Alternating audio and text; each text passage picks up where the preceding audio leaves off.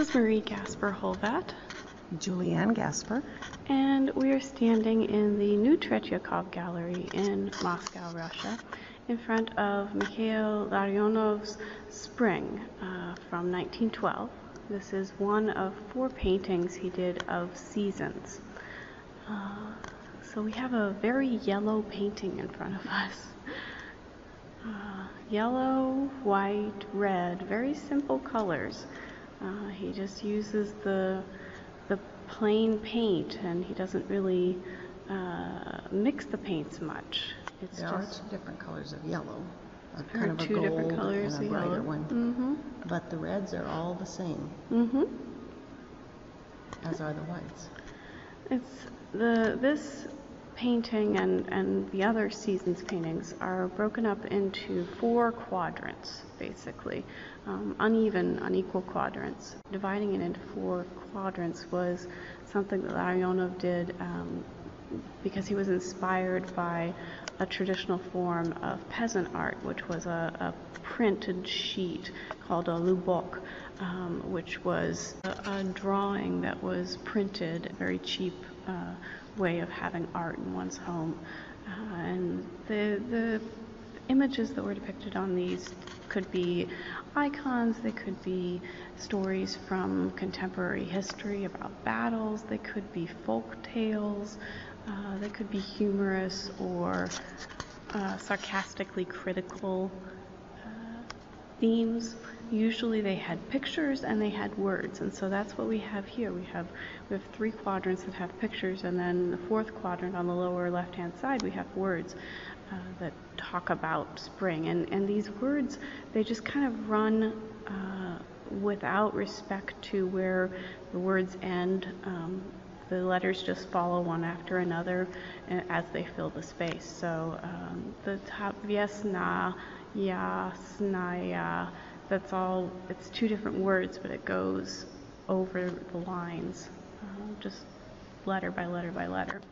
I think it's interesting that the letters alternate colors at first, and then gradually there's more in one color and less in another, and it becomes much more random. And what's happening here is not only you're getting words that mean things, so talking about spring, but also the letters are functioning as art objects independently. As the colors get mixed up, using different colors for different letters, it brings out different meanings also. Larionov liked to play with different sounds and pulling out the particular sounds, so the letters in red might create new ideas, new meanings amongst the other meanings that occur in that text. The other thing we have is, in terms of style, it's a very primitive looking style.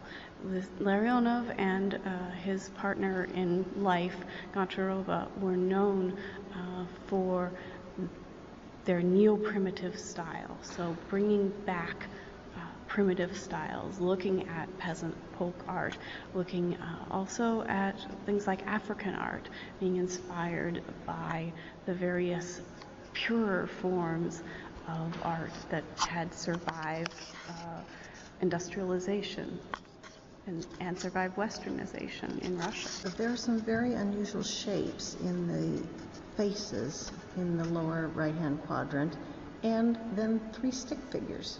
He's really playing with trying to figure out what the essential elements of the human body are. What can you put in a picture that makes it look like a human person?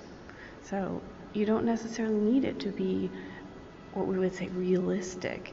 You need a nose, you need an ear, you need an eye, you need some hair. And how can we distort the figure in interesting ways and still have it look like a human being? The other thing that's interesting about this picture for me is the upper left-hand quadrant. All of these seasons pictures, they have at least one of their quadrants is occupied by a naked woman. And a naked woman in a way that, depicted in a way that's not a classical Venus. Classical nude. Classical nude. It's a very rough, grotesque almost way of depicting a naked woman, and he really tries to challenge his viewer. He played a lot around with challenging people's expectations and really forcing them to make choices about what was appropriate and what was disgusting. It almost could be graffiti of a naked woman. Yeah. Which is not high art and does not belong on the walls of a gallery, at least to his contemporary viewers. And I think if she were alone, not in this assemblage of several different things, that you might perceive it that way too. But with all the other pieces, she's clearly part of a composition and belongs there in some sense. I think in this composition she is a goddess of fertility, to go along with the fertility that is springtime.